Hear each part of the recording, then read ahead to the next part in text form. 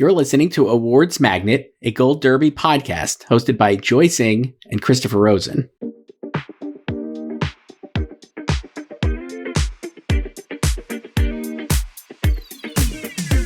Welcome back to Awards Magnet. I'm Christopher Rosen. I'm joined by Joyce. And Joyce, the people are loving our new format. It's only been, 6 hours as of right now when we're recording on Thursday morning?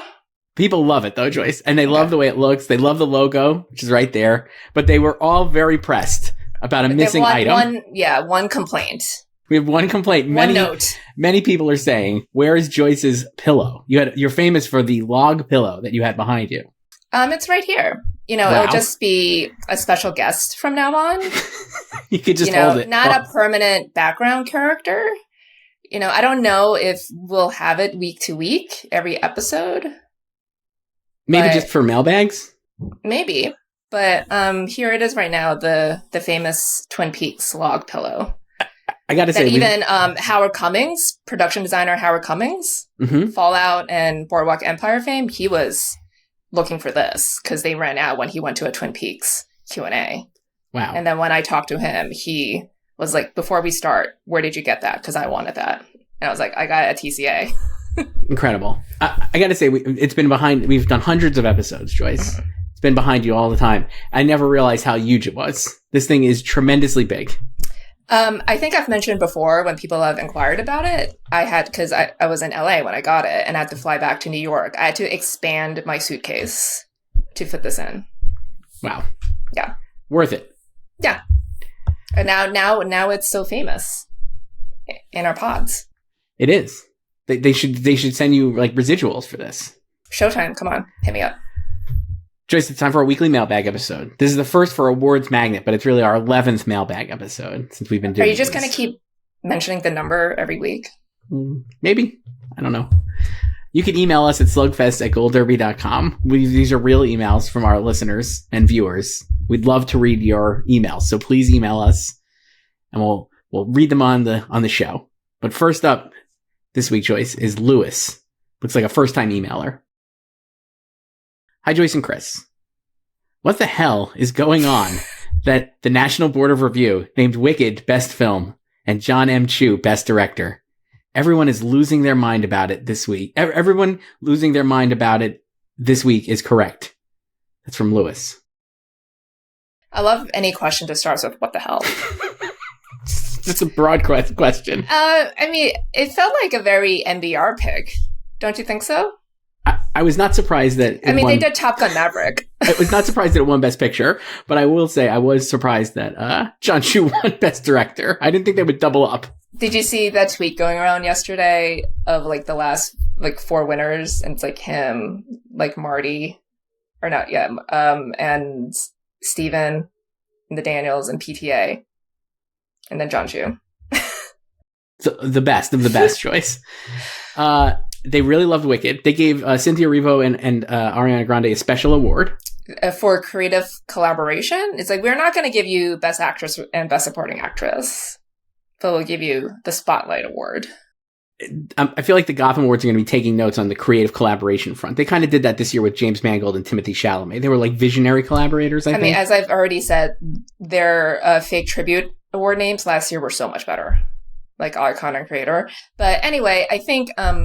with NBR, with these, like, they were not... I love the chaos of it, because people were also pressed that they snubbed Dune from their top 10 list. And obviously no Brutalist, which I actually called yesterday while we were waiting for them, because I was like, they're going to snub something like really highbrow, because they snubbed Tar and Power of the Dog. And I was like, it'll probably be the Brutalist, and it was. So. They love... mainstream stuff. Clint making it on there with juror number 2. They love Clint and Warner Brothers, so they went hard on Furiosa, not Dune. I saw somebody, I forget where I saw it, somebody was like, can you imagine thinking Furiosa is better than Dune? And as someone who thinks Furiosa is better than Dune, I was like, yes. I know they're both great. They're both great, but I just think Furiosa is fantastic. A commercial failure, that's all. Right. It also like screamed, recency bias. It's like, it felt like they had just seen Wicked. And then they voted.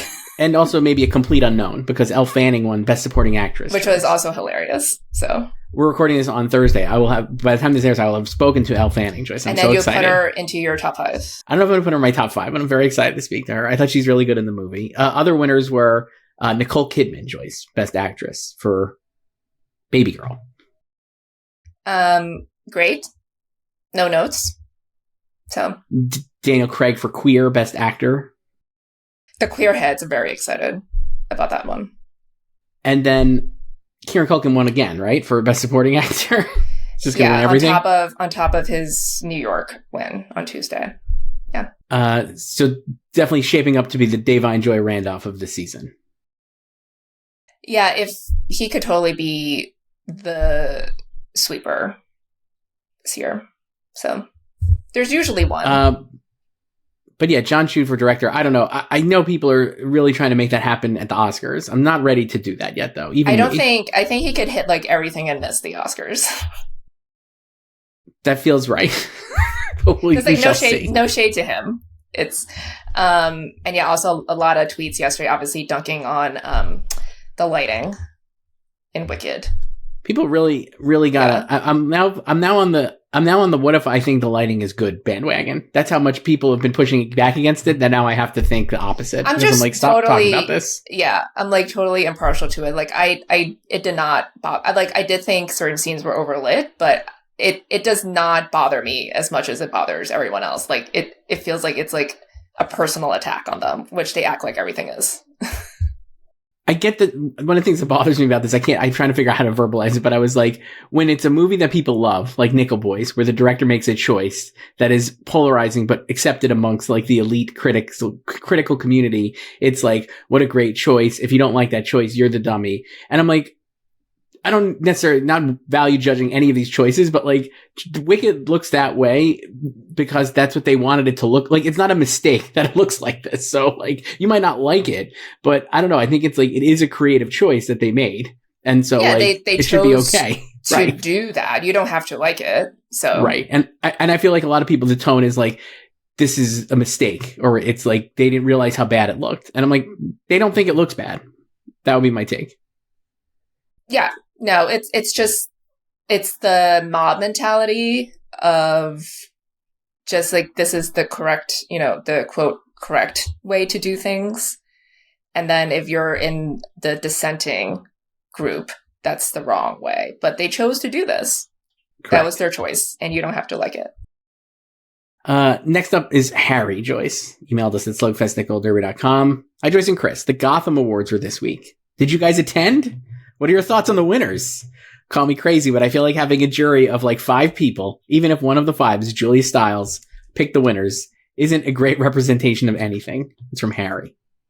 I love Julia Stiles being on the Best Picture jury. Another New York Mets fan, like Dylan O'Brien, Joyce. Great. I love Julia Stiles. So, I mean, I watched Save the Last Dance again last week. Wow. So, as you know, okay. I watched it a couple weeks ago as well. So, a lot of Save the Last Dance for me. What is it on? What is it on rotation in? It's on Showtime. They've been playing it a lot. So, another plug for Showtime. Yeah. Get the check in. Get the check in. Cut the check. But you went to the Gothams. I did. I got to sit at the Bleecker Street table right next to Mike Lee. Fantastic. Love Bleecker Street. Thank you for the invite. Much appreciated. We had Mary and Jean Baptiste at my table. Jean Baptiste or Jean Baptiste? What would you say, Joyce? How do you say it right? Jean Baptiste.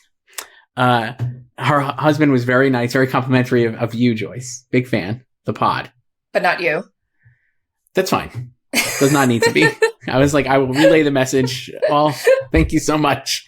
It was a great event. The Gotham Awards are a lot of fun. A lot of famous people. I went last year, and it was like where I was like, oh, obviously Lily Gladstone's going to win Best Actress because everybody loves her, and had that turn out. So not totally indicative of anything, but I think we mentioned this yesterday briefly when we were doing our Golden Globes picks.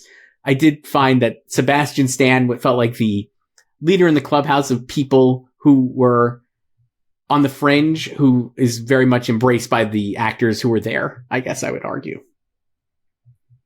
Yeah, like I don't think like the wins are necessarily indicative of anything because, like Harry said, they're chosen by groups of 5 people.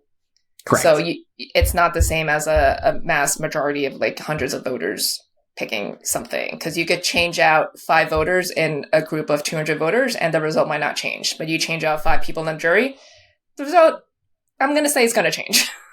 Most likely, yes. So it matters more for like the speeches and the vibes. It's a big vibes event. Yeah. And just rubbing shoulders with people, talking to people, getting FaceTime with people. So I think that matters more than the actual winners there. But, congratulations to all the winners. A different man winning. Great surprise. And Sing Sing won 2 awards. We talked about this too. 2 acting awards. And the Social Justice Tribute Award. Correct. Too.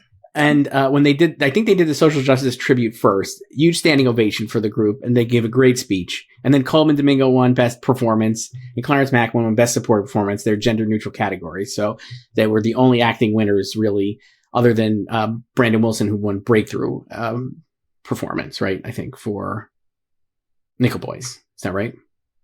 Yes. And then some people were upset that all the acting winners were male. Because no woman won. But I mean, that's what's going to happen sometimes with gender neutral categories. So, but the vibe in the room is way pro Sing Sing / I gotta watch Sing Sing. That was my take, which we talked about, and we have not thought of jumping ship on that movie at all. And I felt vindicated watching it happen because I know people did, but whatever. But yeah, it was a fun event. Yeah. Mike Lee, very nice, Joyce, in person as well. Great. And thank you to Mr. MJB, if you're listening to this. So send us an email. slugfest@goldderby.com. Next up, Joyce, this one's from Conspiracy Theorist. Wow. I love the aliases. We need to make a list of our aliases. It's Conspiracy Theorist. What are the other ones? Judgmental TV fan, judgmental movie fan. The journalist who emailed just once. Remember? That was what I was thinking of. The journalist. I couldn't think. I was like, was there another slug on that, or just the journalist? Yes. I don't remember. Well, go through the emails, and then obviously not Sebastian Stan and Kira Culkin's manager. That one is one of my faves. Yeah, and then the other one was also not their manager, right? There's not. There was 2 nots. Anyway, This is Conspiracy Theorist, which I love. I love conspiracy theories, Joyce. So this was like right to the top of the top pile when I got this email. Hi, Joyce and Chris. There was some quote drama this past week regarding an email apparently sent to members of the Critics' Choice Awards Association intending to bribe them to secure a nomination for Ariana Grande. I don't think either of you are members, but did you see this? Did you receive the email? And do you think this was real, or is it an attempt to smear Ariana Grande somehow? That's from Conspiracy Theorist. Joyce, I did not get this email. I'm not a member. I am not a member either, but you know what? I got the email. I got it last Wednesday. What did it say? Here it is. I mean, it was the exact same copy that's been tweeted by people. Okay. Last week, I got this last Wednesday. They just changed out the name. So it says, "Good morning, Miss Eng." I'm sure people have seen the email circulated on Twitter last week. Okay. But it's the same copy, trying to bribe me with a 4-digit range, amount in a 4-digit range for my vote. Okay. For Best Supporting Actress for Ariana, depending on the numeral position on my ballot, which I don't have because I'm not a member. Did you take them up on the offer then? No, obviously I ignored it immediately. But the best part about this email was that in the email, if you read it, it says that she is a international music mogul and top-selling artist that made a recent venture into acting. Recent venture? I don't think so. She was acting before she was a performer. She was on Broadway. She was on 2 hit Nickelodeon shows. There was another tweet going around. There was another tweet going around recently that was like John Chu, one of his talking points in the interviews, has been talking about how he didn't think she was going to be right for the part, and she kept auditioning, and no one was better. And it's like he's been telling that story, I think, to be like, hey, look how great she is, right? Or like we really like. But people I think Ariana stans I saw online not loving that quote because they're like, this is so disrespectful. She's been acting before she was like a singer and she's been like super talented and it was on Broadway. So like whatever. Yeah, there definitely is that divide between people who only know her as Ariana Grande, the pop star. And then obviously people who know of her acting resume before that. And I do think there's some people who only know her as a pop star and are now, or maybe were aware of her, you know, like teen shows, and they're judging it or looking down on it. Like that doesn't count. Like no one cares. She was great in Don't Look Up. Probably the funniest part of the whole movie. And I like that movie. Yeah. But yeah, that whole controversy was hilarious. And then there was, because that also came on the tails of the Selenators being mad about Variety putting Ariana in first for supporting actress, and then the subsequent drama with screen time. Correct. Yes. I've not heard from the Selenators, Joyce, but I do have Ariana in first too. Yeah, but then like I saw a lot of tweets last week from Selenators also conspiracy theorizing that this was a ploy by Ariana's team to bribe members. Like, no, I think it's just a stan. I can't imagine Ariana Grande or her team is going to give a single shit it's about not Ariana's team emails. or Universal. It's this is just stan culture at its most unhinged. Conspiracy theorists, please write in with more, because I love these. And the best part is, like, she's getting in there. Like, no one needs to be bribed. I don't think so, especially at the Critics' Choice Awards. Give me a break. But it also kind of tells you, a lot about the association that people think that they could just email and bribe them. So this one's from Leah, Joyce. Hi, Joyce and Chris. Firstly, I love the new changes. Oh, thank you. Don't listen to the haters who know nothing about running a podcast and couldn't even do it if they tried. Leah, do you know about haters that I don't know about? I haven't seen that. Second, I've been really harboring on the thought that Cynthia Erivo could win at the Golden Globes. Do you guys think it could happen? If it does, would it change the state of the race completely or just be a Globes moment? Finally, I'm really holding space for Pamela Anderson to make the cut at the Globes, and I'm wondering if she falls on either of your lists. Thanks, and keep up the great work. That's from Leah. Wow. Well, she's on your list, Pam Anderson, Joyce. Yes. I did hold space for Pam at the Globes. And I did not. You did but not. I would love to see it. She's very nice in the movie. She's very good in the movie. Mm-hmm. Yeah. So I think Pam could happen. Cynthia, I feel like Cynthia would definitely win with the HFPA. So I think she might win either way. I think I have her in first now at the Globes. Yeah, I wouldn't say like Mikey Madison is a lock to win that, but I think she would be really hurt by not winning that. Let me ask you this. So we have a couple other Best Actress questions actually coming up, so maybe I'll save this. But I was like, I'll use it from this aspect. We have 3 major, or maybe 4 even, right? Major Oscar contenders, all from comedy musical actors. And then are you going to predict 4 of them to move over to the Oscars and 1 drama person? That seems like unlikely, correct? I don't believe that's happened before. Has even 3 happened before? I think so. It just feels like maybe a bridge too far to imagine it doing that. Now, granted, out of all of those, I would say maybe 2, or, they're musical dramas / comedy. Yeah, like a lot of them are like borderline. Like you could make the argument that the substance should be in drama, Right. And Cynthia Erivo and Carla Sofia Gascon, completely different movies. And then also neither one I would call a comedy, even if they're musicals. So like, it's not like totally like it doesn't, they are kind of dramatic, but like, it does seem like weird that to imagine like all 4 of them getting in, and then just 1 drama actress getting in. So I don't know. We'll talk about this because I have another one coming up about Angelina Jolie. Are you going to predict Cynthia to win the Globe? I am going to predict Cynthia to win at the Globes. I think the enthusiasm for the movie is just out of control, and it's like peaking at the right time for these. And so I think like it will win. The Golden Globes are a month away. Like I feel like she'll win there. I don't know if it can sustain through all the way to the Oscars, but I do think she would win. If Mikey won, that would be great. And like you're saying, if Mikey lost this, that would be, I think, trouble for her potential Oscar win. I think she's obviously getting nominated, but not great. Joyce, this one's from Spiro. Emailed us at slugfest@goldderby.com. Another first-time emailer. Hi, Joyce and Chris. Love the show. Much like Elaine from Seinfeld with 60 Minutes, watching your show on Sunday nights is how I unwind for the week ahead. Wow. Yes, that does mean I don't watch the instant you post. Sorry if this impacts your success metrics somehow. I have a question about passing references you often make to how different voting bodies have different tastes. You often say, I could see blank getting in at SAG, or this could miss at the Globes but get in at BAFTA, or DGA will go for this but not for the Oscars. Well, over the years you've discussed each of these voting bodies in passing with reference to specific potential nominees. It would be great to have some broader insight into how you view the different tastes of the Globes, Critics' Choice Awards, SAG, DGA, BAFTA, and the Oscars, and any other bodies that you think are particularly distinct, and how you feel each one body may like a film and others will not.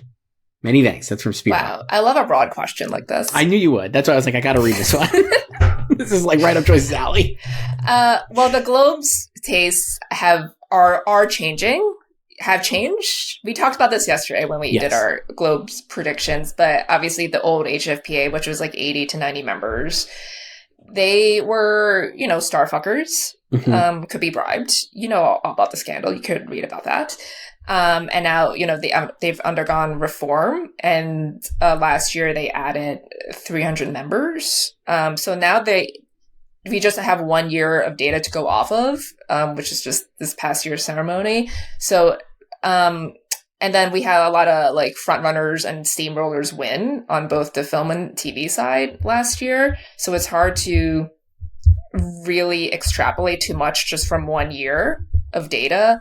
But it feels like they operate more as like a critics group now because there's so many more members, and the members are basically international critics from all over the world.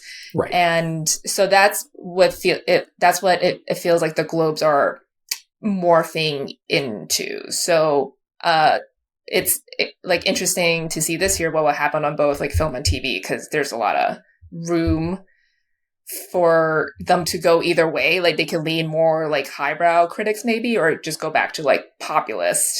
We talked about this yesterday. I kind of think I'm betting on them going a little more highbrow. I think it's a different Globes, the more critically, focused. And so I think they would be more inclined to go highbrow versus versus Deadpool and Wolverine, which probably would have been nominated and the Hollywood Foreign Press was still around. And then like DGA. So when we say things like, we can see John Chu getting a DGA and not the Oscars. DGA is just very broad and populist because it's not just film directors, it's TV directors, commercial directors, like assistant directors. So it's just everyone in the guild. So it's that's why you get more like broad appealing. That's why we knew 2 years ago that Joseph Kosinski would get in for Top Gun Maverick, and knew he would not get in at the Oscars because at the Oscars, the directing branch is one of the most highbrow. Like the directing branch and the cinematographers are two of the most highbrow branches. They're very anti-populist. So that's why, like last year, I was very low on Greta Gerwig getting in director. And that's why. And similar, like for cinematography, like Elle Conde getting in last year for a movie that not a lot of people like. Ed Lockman probably getting in this year again for Maria, even though it maybe gets one other nomination, if that. That's the thing, really. Like because when you're talking about Oscar, like SAG is similar, right? It's like SAG is also populist, because to think the guilds as being populist, because it's like it's your guild, it's your union, so it encompasses almost like everybody. And then the Oscars are more exclusive. Mm-hmm. It's only like 10,000 people. And then BAFTA has their own specific tastes, leans more highbrow and white. Yeah, more highbrow and like Euro basically. Euro. I can't describe it. And white. Like they've never nominated Denzel Washington, which is like a great tell on like where their tastes are going to be. I mean, they have race issues, but I think with him too is also the type of films that he's been nominated for at the Oscars too. Like a lot of them are like very American, right? Yes, that's the thing. So they like the BAFTAs could just not vibe with more like American type of films, and some of like Denzel's films are like he's the lone nominee for that, and like they're not going to touch them. So like BAFTA this year, they've dissolved the juries. They're just going back to like the popular vote. So they tried that after they got hammered for the double Margot Robbie nominations 5 years ago. Joyce, this one's from Max, who emailed us previously. You complimented him for being so polite. Oh, yeah. He's so polite in his shade. Well, not polite anymore, Joyce. Spoiler. Hi, Joyce and Chris. I'm back. Joyce was right last week when she said I'm very generous while I drag people. And because people don't deserve my generosity, it's time for me to get meaner. Oh, my God. This is great. I love this so much. Since everyone's being so annoying about everything right now, there's so much I'd like to rant about. But for today, let me just address the ridiculous online hysteria over Kate Winslet's Lee campaign and spare you the rest. Side note, Max, write in with the rest. We love this stuff. First of all, the fact that film Twitter is complaining about anyone's campaigning is hilarious, considering they'd have no life if not for award season, and award season wouldn't exist without campaigns. Second of all, they're all hypocrites, because if it were one of their faves running the exact same campaign, they'd all be standing. Plenty of people have been campaigning much more aggressively this year, Saoirse Ronan, Demi Moore, and Coleman Domingo, just to name a few. But because people are rooting for them, they have no problem with their efforts. They complain so much about pundits and journalists being gatekeepers, when really, they're trying so hard to be exactly that themselves. They just don't realize it because they all painfully lack self-awareness. I'm rooting for Kate Winslet to get nominated somewhere this year, if for no other reason than to witness the glorious meltdowns that would inevitably ensue. Is there anyone you're rooting for this year for similar reasons? After all, I know you both love maximum chaos. I don't know if I was any meaner than I usually am, but if I wasn't, I just know that I meant to be. Have a nice week and take care. That's from Max. This is one of the best emails we've ever gotten. Truly. A flaming hot take. So basically just what spite nomination? The knives are out. No, I agree with all of that. I think you see that every year, like people have their faves. Like there's like a film Twitter fave, like an online fave. And then people are more forgiving of things that their fave is doing. Mm-hmm. Right? Like they want to see their fave campaigning more. Correct. And out more. But if it's like someone who they don't really care about, like this year, in this case, Kate Winslet, especially someone who's won before, they feel like they've already had their time and like, stop this, like, don't take a spot away from my fave. Correct. Who is like working for it and needs it. And yeah, like, I mean, if like Lily Gladstone is running the same campaign as like Kate Winslet is, like no one would have a problem with it, because everyone wants her to succeed and win. Correct. It's a lot of that. We talked about this a couple weeks ago with the Scorsese thing with Todd. It was Todd Phillips saying like, if Nicole Kidman was like, Todd Phillips doesn't make movies about women, everybody would be like, yeah. And when Nicole Kidman was like, Martin Scorsese doesn't make movies about women, they were like, boo. Anyway, I don't know. Who do you want to have a spite nomination to make people mad? I was talking about this yesterday with someone. Like people are so pressed about Emilia Perez, which like I am totally like impartial to. Like I thought it was fine. Perfectly I enjoyed fine. it. It's not one of my faves, but it was fine.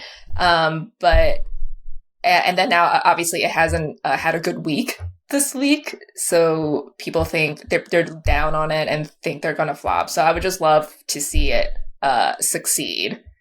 I think that's a good one. Yeah, because it's the villain of the season. It's definitely the villain. It's been like this since it hit Netflix. So. Here's what I'll say, and I've been, like I said, keep teasing this. We'll eventually get to it for Best Actress. I've been toying with like how I feel like there's 6 really legitimate people, 7 if you're Demi Moore, and if you're a Substance fan watching this and you already hate me because I just said this, that's fine. And I'm like, how do I fit in this 5 that I think will get in?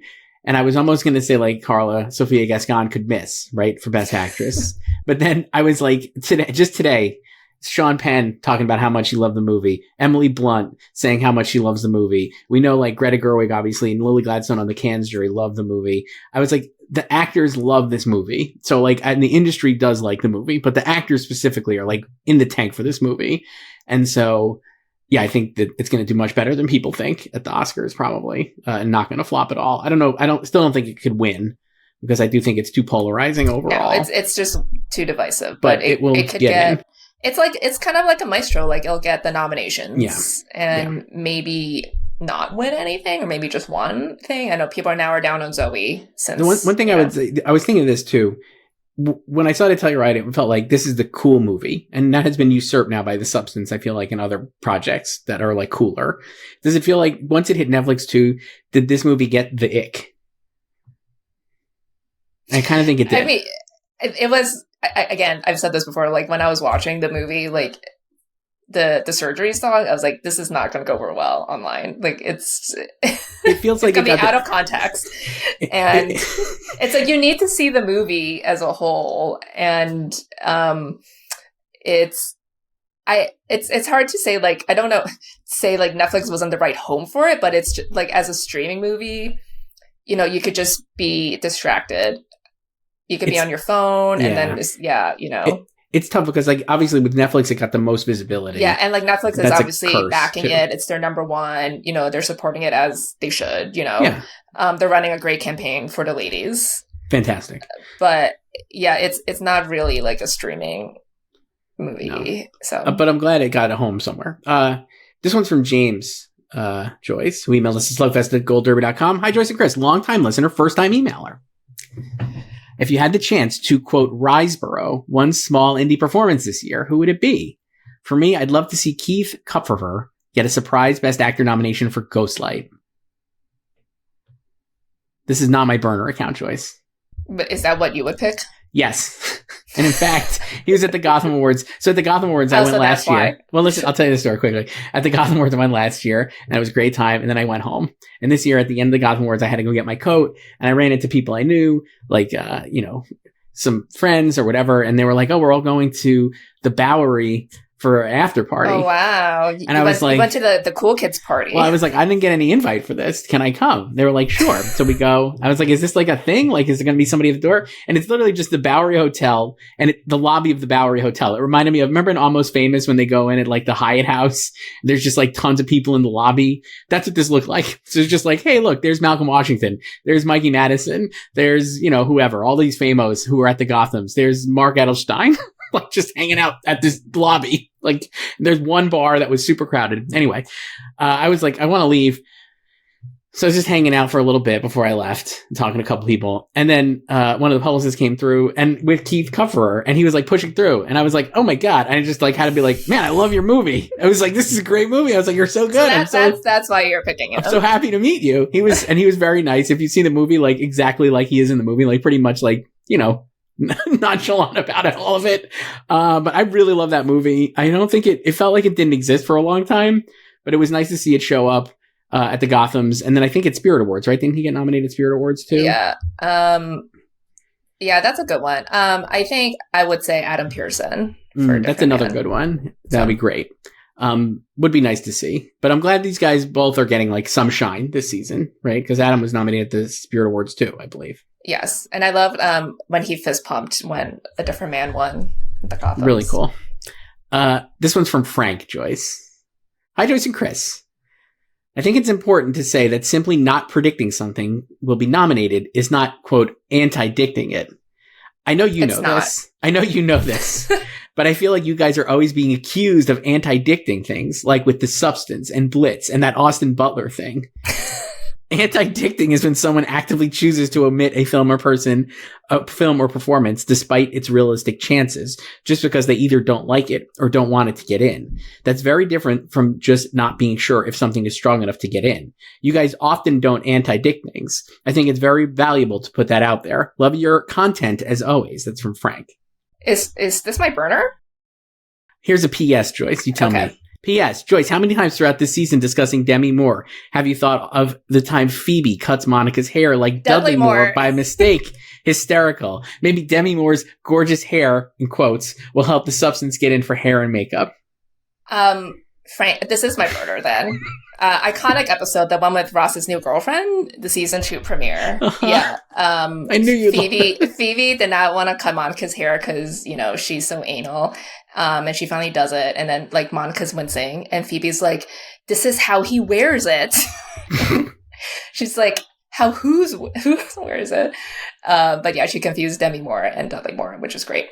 But yeah, that, like, not predicting something is not antidicting. So antidicting, yeah, it's like Frank laid out. It's you're not predicting something because you personally don't like that thing, even though it's viable for a nomination. It's the opposite of hope dicting. When you're hope dicting, you are predicting something because you like it and it is a viable candidate. Yes. right? I like to hope dick, but I really try not to anti-dict, and I try to against it actively to try not to do that. Yeah, I don't really anti-dict. I can't even remember the last time I anti-dict anything. I just feel like it's not. Really. It's just not responsible. It's really not responsible. And if I did anti-dict, I would just say it. Like, I just hate this thing, and that's why I don't have it. Yeah, we talked about this, and I don't even hate this performance, but I was like, if I didn't predict Felicity Jones, it would be anti-dicting Felicity Jones. Yeah, that would be, yeah. But I actually don't hate her performance, and I like her in the movie, and I think the movie's great. But I was like, it would be like that kind of thing. But I have not done that because I know better than to anti-dict it. I will hope dict that, Sebastian Stan gets in for a different man or whatever stupid shit I come up with. Challengers Best Picture. I think most people hope dict because they want their faves to do well. Right. Especially if it feels like they have a chance. Yes. So. This one's from Andrew R. Joyce. Hi, Joyce and Chris. Longtime listener, first-time caller here. I really enjoy listening to your award season thoughts. I think you're both very entertaining and balance each other's energies in a way that's really engaging. And that's what makes you one of my favorite podcasts to watch and listen to. That being said, but notes. I'd like to make a bold prediction and predict that this will end up being Demi Moore's Best Actress Oscar to lose.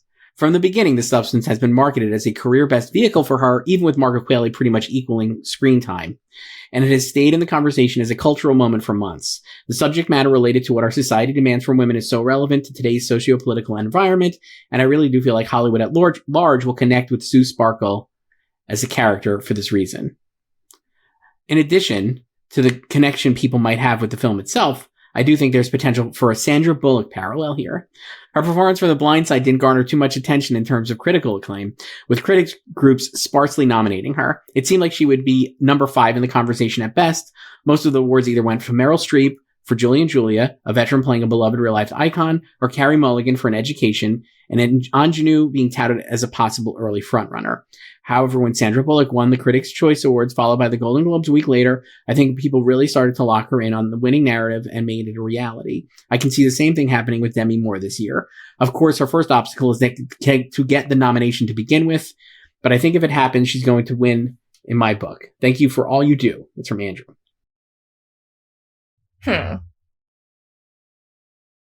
I see the thinking there with the Sandra comp, but I don't think that really works. Like, obviously, they're both 90s icons with huge hits. But Sandra had a great 2009. Like, she headlined 2 box office smashes. Mm-hmm. And those, I mean, especially The Blind Side, that's way more broad appealing, very middlebrow. Yes. So very different from The Substance. And I would say also their careers are quite different too from what they experienced in the 90s, if you ignore like their success too. Sandra Bullock, my impression of this too, Sandra Bullock was always like an America's sweetheart type. Yes. And Demi Moore has never been considered that kind of actor. No. And so I think that's where the comp maybe a little falls apart. I do think if she gets nominated this year, especially because that category is going to be pretty wild. I think there's obviously going to be like at least 1 or 2 huge snubs in that category, right? No matter how it shakes out, people are going to be unhappy when the Oscar nominations are announced. And there's not a real strong frontrunner in any of these categories. So if she got in, certainly there's a world where she could steamroll to be a winner. I don't think that's wrong. I'm still not sure she can get in, I guess. But if she wins at the Golden Globes and then Critics' Choice does the rubber stamp like they like to, then maybe that there is some momentum there. Yeah. I don't know. I guess like I don't expect her to win like the highbrow critics awards. You know, I could see her winning like regionals. Not a bad thing. And it's funny because I saw them chatting at the Gotham Awards, Joyce, Marianne Jean-Baptiste and Demi Moore. But I think Marianne has become like the critic, obviously, like we'll see what the LA critics do on Sunday. But I think like so far she has been like a critic's fave and could become like the critic's fave. Whereas Demi maybe would have been positioned as the critic's fave for that kind of movie. So it's tough. Yeah, I don't know. Cause I don't even know if, like that's like highbrow enough, you know what I mean? Like, it's true. I think she's like a cool pick, but I don't know if it's like Marianne is like a highbrow pick, right? Like she'll probably win National Society easily. Yeah. So and she might win LA. I think she can win all of these. I think she's getting in because of the critical support. And not just because I sat with her at the Gotham Awards, Joyce. And talked to her husband. Yes. I said hi to her. She was very nice. This one's from Mike.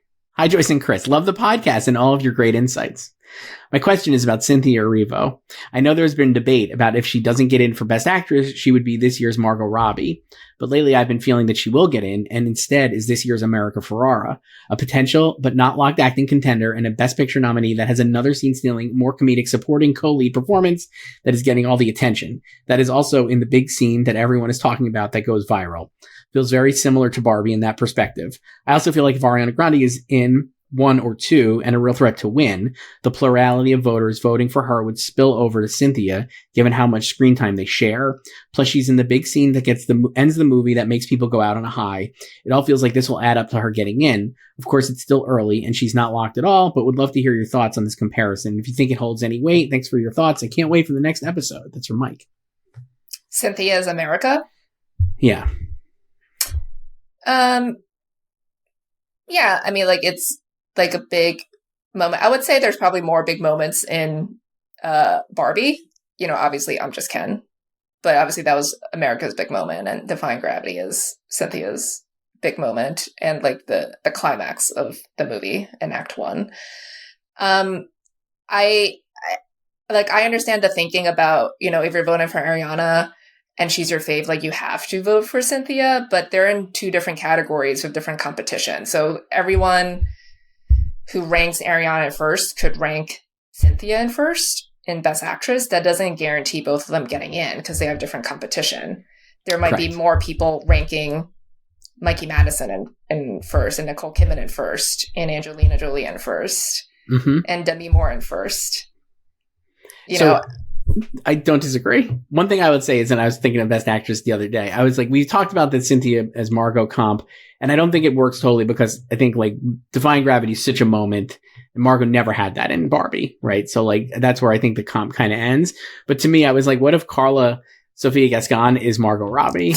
Because like if you think about it, like it's a title character is great in the movie. I also thought Margot Robbie was great in the movie. Her 2 supporting co-stars could get in. Her 2 supporting co-stars are maybe getting more headlines. She doesn't have like a big moment. Like the biggest moment in the movie for her is, I don't know, maybe the end, but she's sharing the scene with like Selena, who's actually really good. Elle is Zoe's big scene. There's even what are like her big, it's not like a musical, like we said, it's not a traditional musical, but like her big song moment is maybe when her daughter is singing to her, right, in bed. Like that's like not even her. I don't know. I'm like, there's not a lot of big Carla moments.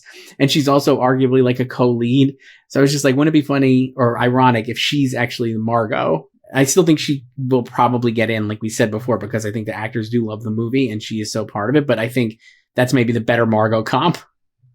Yeah, I agree that she doesn't really have like a obvious moment in the film.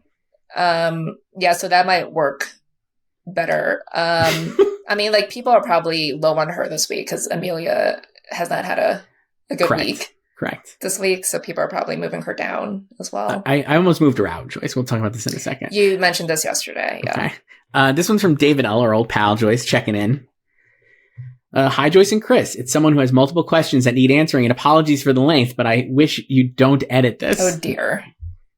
I don't know if we have the time. I'll read them, and we can just go speed round. How exactly does The Brutalist win Best Picture and Best Actor at New York Film Critics Circle and then doesn't make the top 10 at National Board of Review and only gets 1 nomination at the Indie Spirit Awards for Best Director? Is the film that polarizing, and could it be this year's Roma, a movie that wins everywhere, becomes the nominations leader, and then loses PGA and the Oscars? I personally think it's way more entertaining and accessible than Roma or Power of the Dog, and don't think it should be dragged down like that or compared to those films. But how many people do you think expect Wicked winning MBR for Best Director and Best Picture? I love the irony that it became the first PG-rated film to win that honor since Driving Miss Daisy, and it wasn't Conclave. That's the first question? That's the first. The first, 3 questions? Yes. I mean, well, we talked about Wicked already, but, with the Indie Spirits for the nominations, it's juried. So, again, you can't really read too much into it. Mm-hmm. But for the winner phase, it's the whole quote membership, and anyone can become a member, or you just pay like $100. You could do it right now. Go to like Film Independent, register, pay the $100, and you can vote for the winners. You'll get the screeners. But yeah, for the nominations, it's jury. So again, when you have a small group of people, that's how you get wacky snubs like that. And like the other one was like Sean Baker gets picture and director, but not screenplay. Exactly. Yes. Very strange. Yeah. I didn't read much into that, but I was like, oh, that's funny. That's definitely that's a jury tell, right? Yes. You could tell Yeah. right there. Yeah. Moving on. Why are you both? This is now Golden Globes, Joyce, David L. Why are you both and so many others predicting Presumed Innocent to get into series at the Golden Globes when it got very mild reviews compared to the recent fall shows and kind of came and went in the summer? Also, after Amelia Perez has been getting shut out everywhere, why are you both over-predicting it at the Globes to still get into screenplay and director? I have a feeling it's shaping up to be the color purple of this year. Also, it is possible that the Globe voters might put Ariana Grande and Zoe Saldana in the lead category in musical comedy, like they did in 2015 with putting Rooney Mara and Alicia Vikander in lead drama actress category, which was personally a bold move and the correct choice. They don't do that anymore, and I feel like if they did, something would have leaked already since they've been voting. So, like I think you could tell because like the last time they did that was when they moved Hannah Einbinder to lead for Hacks, and then the following year for season 2 they just left her in supporting. Right. So I feel like they just kind of honor the wishes of the studios and networks as part of their way to like curry back favor with them. And then in terms of Amelia, I mean, speaking for me, I feel like, I don't know, like I think the movie plays better to it seems like it's playing better internationally than it is to you. Like American critics don't like this movie, but I don't think internationally that's borne out. So I'm leaning towards that. No, like I could see a missing screenplay because they just have the one category. Yes. But I think like Jacques Audiard is like respected in Europe, too. Obviously this is like the whole world, their pool of voters, but yeah. And then I mean I wouldn't say Presumed Innocent came and went in the summer. That was a big relative hit for Apple. Great show. Absolutely great. And finally, after seeing Elle Fanning winning Best Supporting Actress at National Board of Review, is my hunch about a complete unknown getting 10 nominations that crazy now? And Chris, which actress did you love more in the movie? My preference would be Monica Barbaro, not because I met her, but based on her more hit performance. I'm sure a complete unknown could easily get into SAG Ensemble now at this point. And Joyce, I strongly disagree with your take that the movie is just trying to get to the next song. I think you're getting your films mixed up and still suffering from PTSD with Bohemian Rhapsody. Good luck with getting any of these predictions right this year. I don't remember any of Bo Rap, so I don't know. My preference would probably be Monica Barbaro, but I also think Elle Fanning is actually she's gotten dunked on, I feel like, by people who don't like the movie. I thought she was really good in it. I just like Elle Fanning, though, so maybe that's my personal take. I think they're both solid, but one of the issues I would have with nominating either of them further than this moment is that I just don't think they have as much, they don't really have as much to do. Neither one of them. Together, maybe they would if it was one character, but because it's two different characters. I would say, all the supporting characters are pretty underserved. But if you're talking about the supporting actresses, like Elle especially, more than, because, obviously Monica also gets to sing. That's a big plus. Elle doesn't. So her scenes are pretty quick. Yeah. So. This one's from Evo Joyce, who's a longtime emailer, and I neglected to read his email a few weeks ago. How dare you? Yeah, not happy. Here, I'm going to read it. This is Evo's taking a page out of Alex. Chris, this is my second, in all caps, attempt after you did not read my email for 2 weeks. Please do so next time instead of reading the same people every week. Hello, Chris and Joyce. I am Evo, and I know Joyce misses my long emails very much. Do I?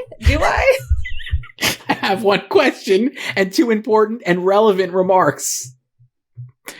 Question 1. Did you watch I'm Still Here? The screenplay winner in Venice is remarkable. It never succumbs to the temptation to favor Hollywood monologues or dramatic one-liners. This is a true story, and the script brings it to the screen rather than dramatizing it as other weaker films would. I think that it is without a doubt the best film of this year and one of the best films ever made.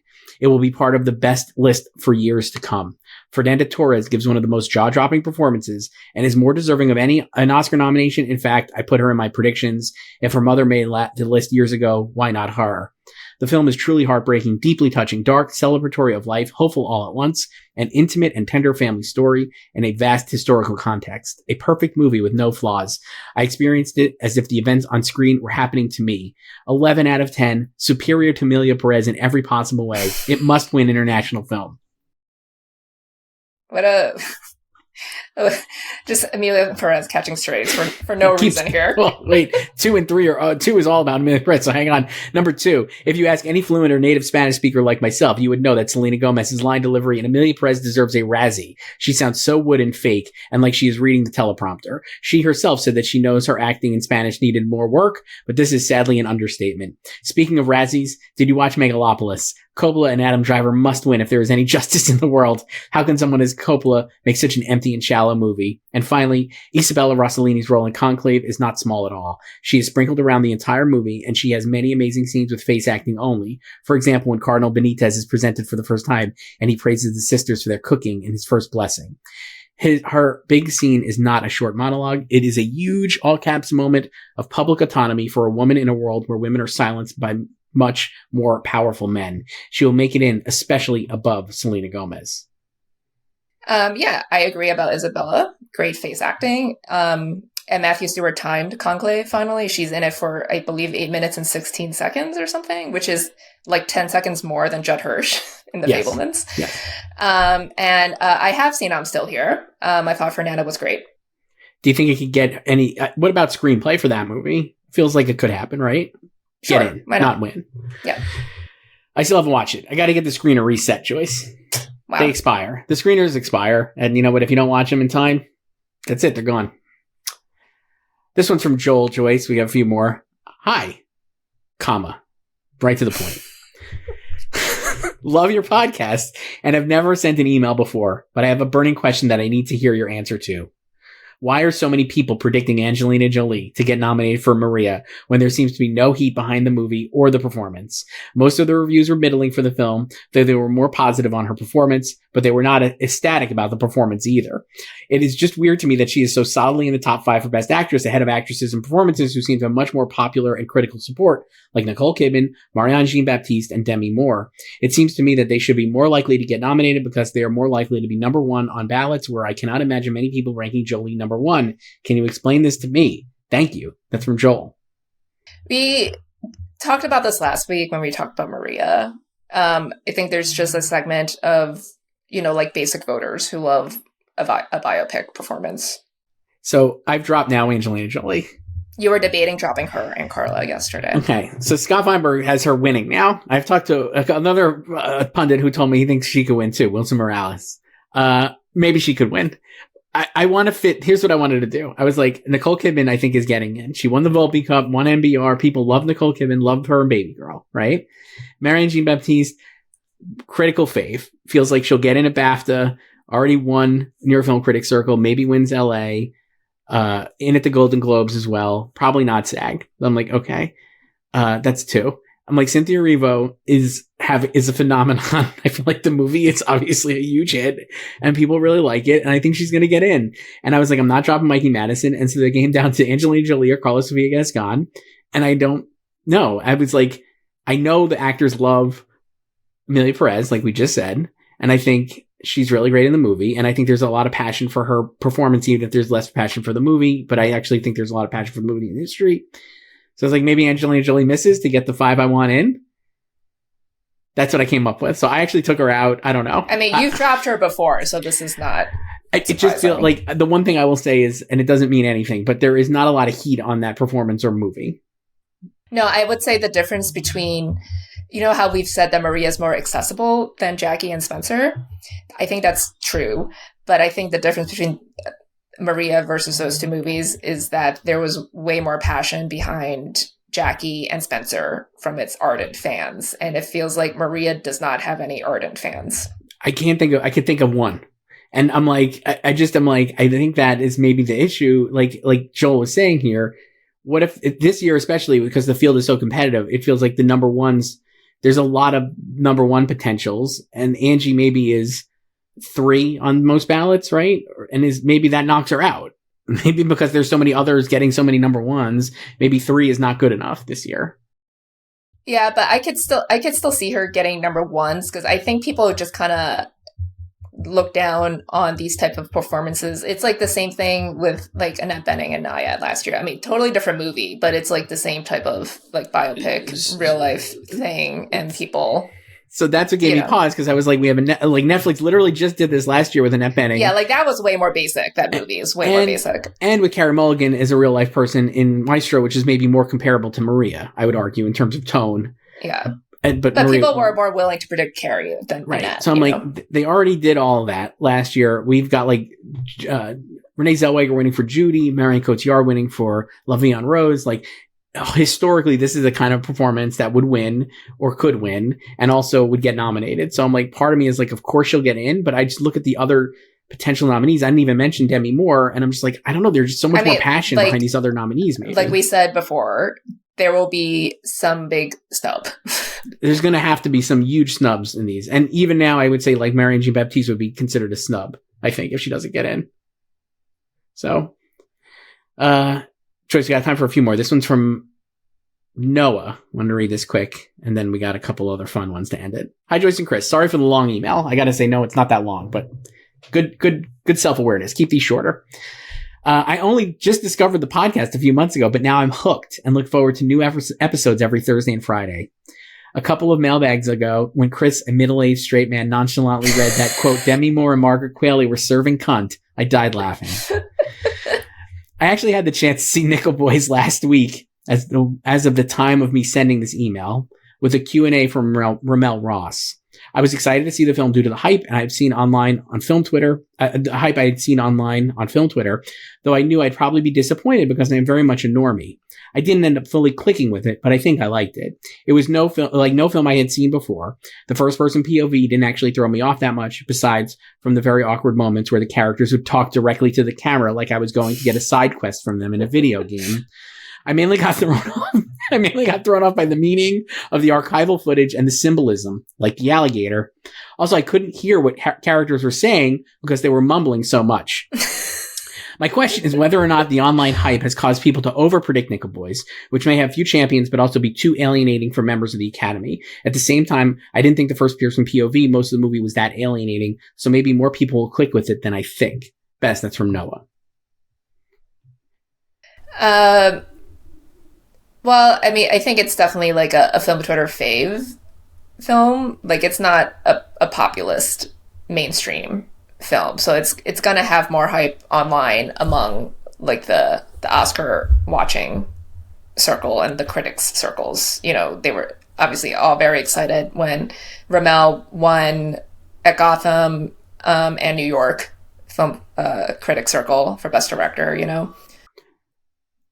Yes, I from what I've heard, whispered, it won director at New York Film Critics Circle, and it was competitive in a lot of categories, but I do think it was... It also won cinematography, as we expected. But I do think, like, it is, even among critics, even in a big group, it remains a polarizing movie. The people who love it, but there are a lot of people in that group, the New York Film Critics Circle, who were not as hot on the movie as maybe you would think. And I think it's like, you just kind of know that. It's kind of like Emilia Perez. You just know it's going to have lovers and haters. In terms of its Oscar chances, I still think it's a Best Picture nominee because I think enough people will love it enough to put it high up on the ballot. And obviously, like, having like the Plan B imprimatur helps too, because like I think they have like done this before and they're going to get this in.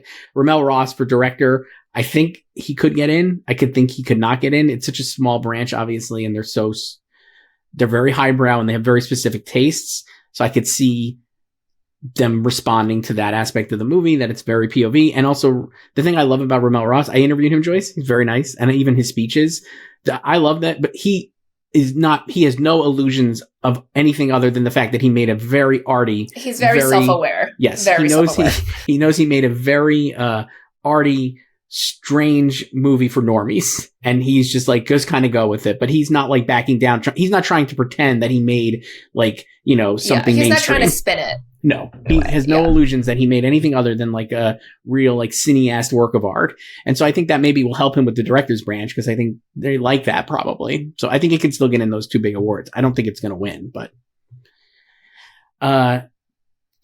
we're almost over, but I have 3 other ones we could probably speed round. These are great. All right, this one's from Brad.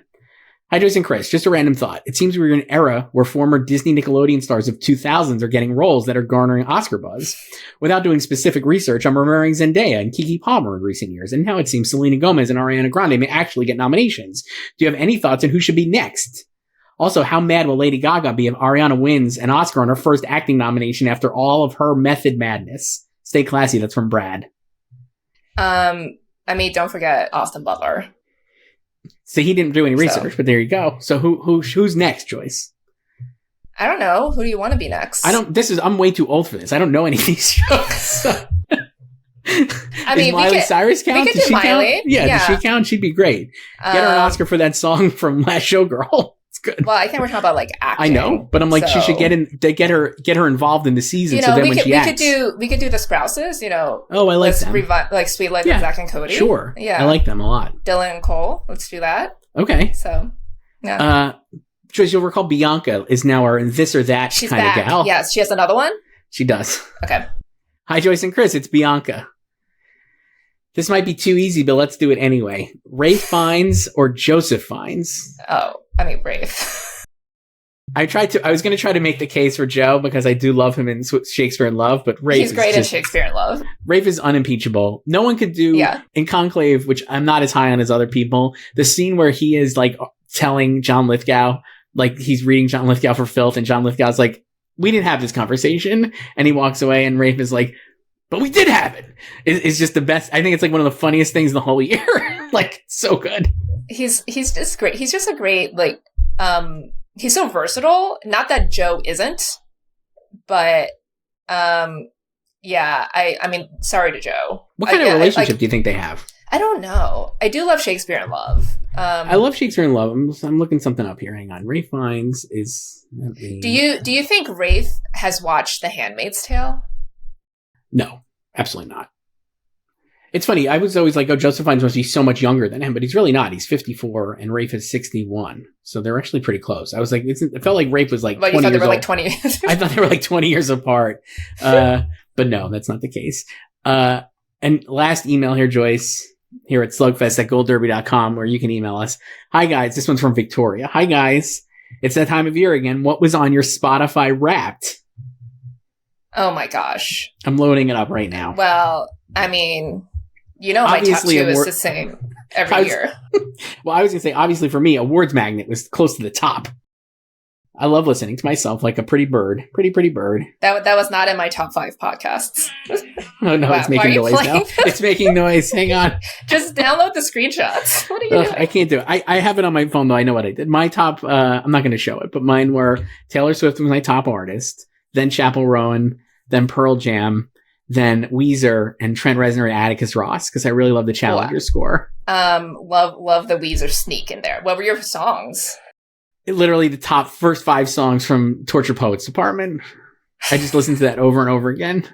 So that was it. Pearl Jam. The only other ones that showed up were like Chappell Rowan. The only ones that I was like, oh, that I wish was higher was what is it? Can't Get You Out of My Mind. Always on My Mind. The Always on My Mind by whatchamacallit. Hang on. This is riveting stuff. Who's the British band that did Always on My Mind? Pet Shop Boys. Jesus Christ. Why? It was in Industry. Great closer in an episode of Industry. Well, as you know, my top 2 are always the same artists. Number 1, Eminem. Yes. Number 2, Nicholas Bertel. Okay. Number 3, Ludwig Göransson. Wow, nice. For which score? Oppenheimer? Obviously. Okay. Number 4, Hanson. Hanson's back. They were not in my top 5 last year, but they're back. Number 5, John Mayer, who was in my top 5 last year, but moved down. So that's my top 5. Okay. And then my top 5 songs, all Eminem once again.